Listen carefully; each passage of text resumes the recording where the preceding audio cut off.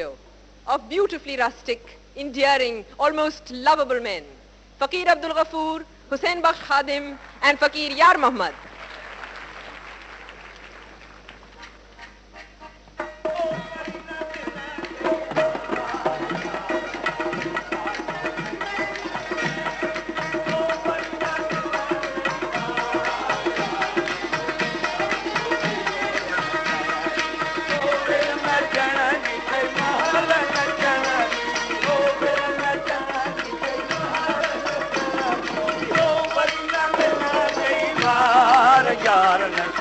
राजू कई वेल नचण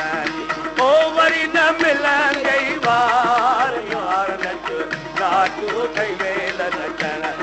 अला वरी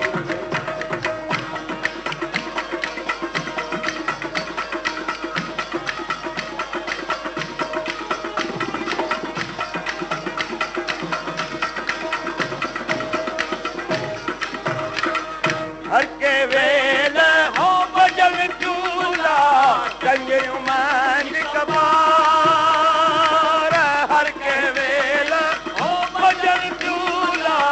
कंजरू मंज कबार चुम चुम के बजल चूला चुम चुम के ओ तुझी तंज कमार यार राजू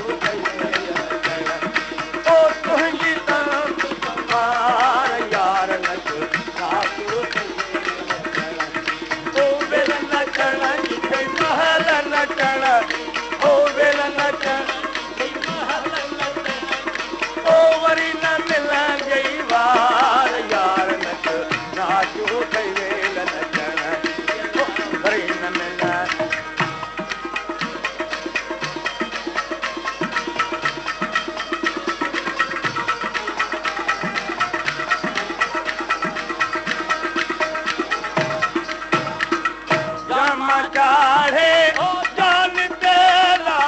तरह की गलिहार जामा ओ जान तेरा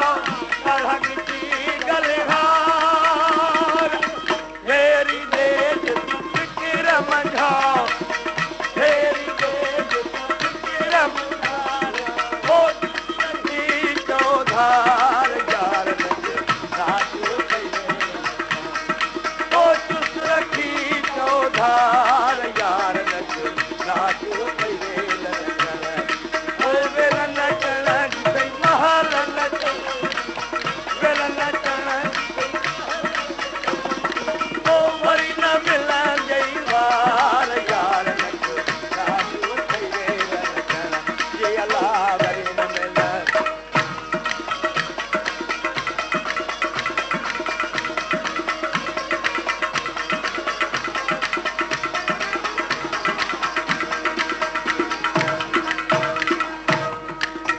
हर के वेल हो बजल चूला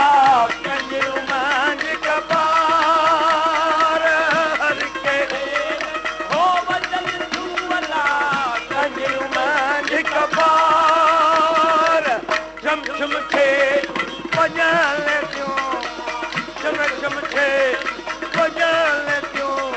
की तुझी तंज तमार यार नच राजू कई वेल ओ तुझी तंग तमार यार राजू कई वेल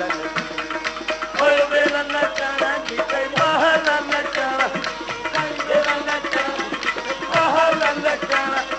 ओ वरी न मिलंदे वार यार राजू कई वेल नचण जे अला वरी न मिलंदे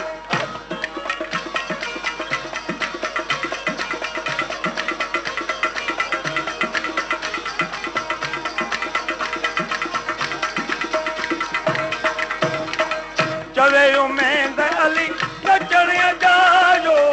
हारा तेरी अपचार चवे हारा तेरी अपचार नच जुनाम अल्लाह जे नच जुनाम अल्लाह जे ओ की मविता